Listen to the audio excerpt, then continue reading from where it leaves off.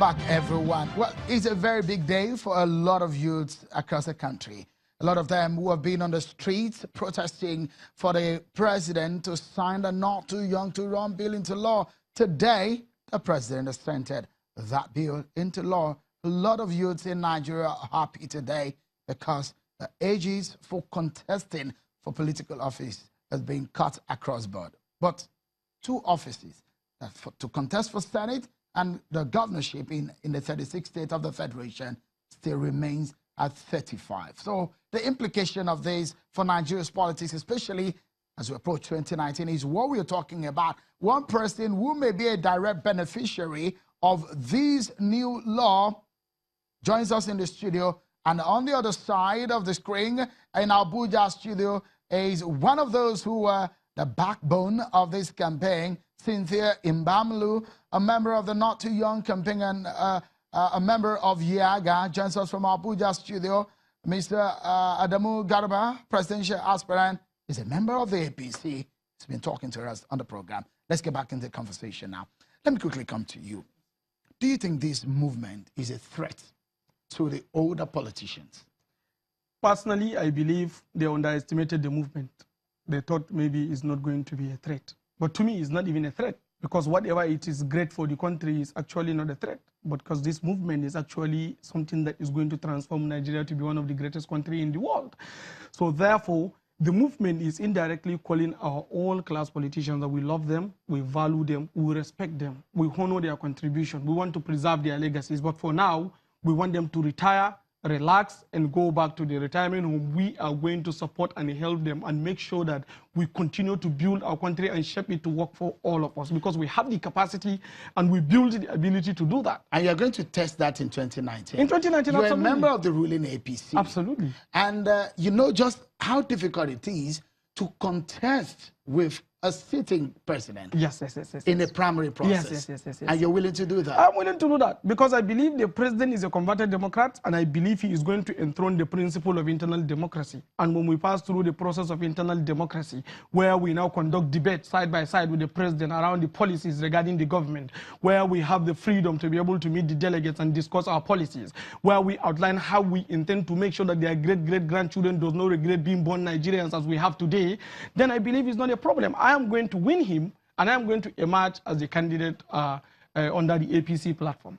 What is your political resource that gives you this confidence? The confidence is simple. The confidence is the Nigerian project, because I am a symbol of the Nigerian project. You know the reason why I ask, sorry, is the fact that delegate election is very technical. In fact, in world politics, a lot of people will say delegate election, in fact, they are more technical and more difficult than the general election. Yes. Do you have the delegate power? Yes, we are going to discuss with them.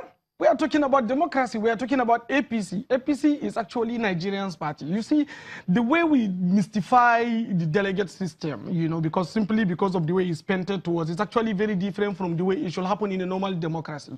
Those delegates are people that are living in different streets in this country, and they are representing the interests of those people in those streets.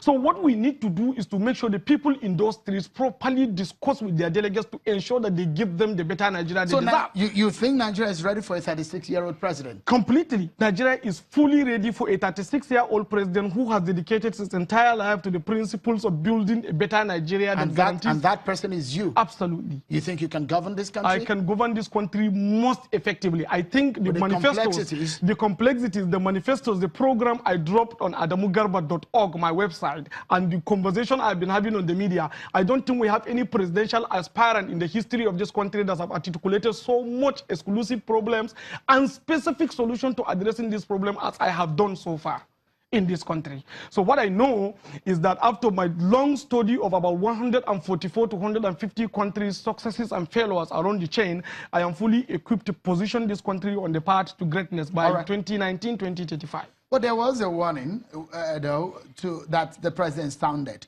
to younger politicians. Well, he said it at that ceremony. I'll allow you to listen to it. Listen to this one. Please, can I ask you to postpone your campaign till after 2019 election? Mr. Garba, yes. What's your reaction to that? My reaction to that is, you see, the president has dared us once. When he was in a summit, you know, in the UK, he talked about, like, Nigerian youths, they don't want to do X and Y, Z, and it was become a sensation. So to me, this is a daring. He's trying to tell us, are you guys really ready? If you are ready in 2019, replace me. But if you are not ready, accept my words and go and relax. The campaign it was an indirect idiom that we have to come and vindicate him. We are going to make sure that by 2019, our president is honorably resting in what is called Council of the Nigerian Statesmen. All right. Let me ask Cynthia. The president, you were there when the president, a lot of people perhaps giggled and chuckled in the room about what he said, telling the Nigerian youth that, please, let your campaign postpone it till after 2019. What do you make of that? It may sound funny, but there are lessons to learn from it, isn't it? Well, I think one is the president acknowledging the power of the youth. Because for me, what I got from that statement is he actually appreciates the power of the youth. And for young people, our major resource is in our number and our power. And the president he has the right to compete for elections in 2019. So also every other young person that now falls within the age as reduced by the constitutional amendment. So I feel for one is, yes, young people, we do acknowledge your power, and it's going to be a difficult and a tough competition in 2019. And what more about having that level of reasonable, mature electoral competition? That's what we need. We need that competitive system to actually produce leaders that have the right competencies and capacity to lead us. Yeah, so for me, I think it's a challenge, and okay. It's more acknowledging the power of the youth and appreciating the moment that we were in, that at that moment we're interacting with a president, we're young people, and we're having that conversation, and it was more or less towards 2019. There's a lot of work that needs to be done.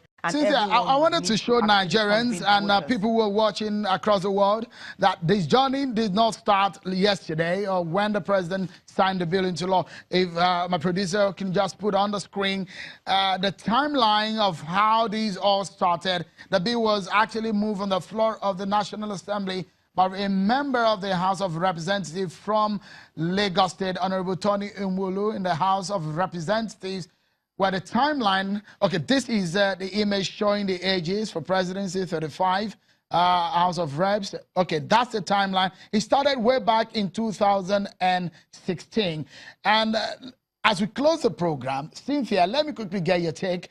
In 30 seconds, the lesson this timeline is telling us, and perhaps the next stage of your action and advocacy about the engagement of youth.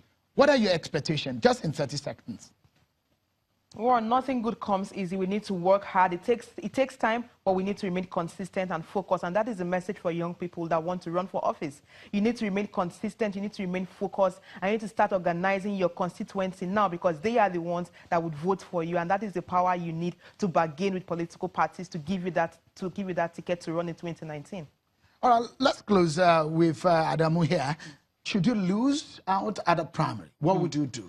Provided it conforms to the principle of internal democracy. I'm a party man. I respect the party settings, and I understand that as one of the young people, I have responsibility to portray a good image to the other people that are studying what we are doing. So I'm a party man. Can they ask you to step down?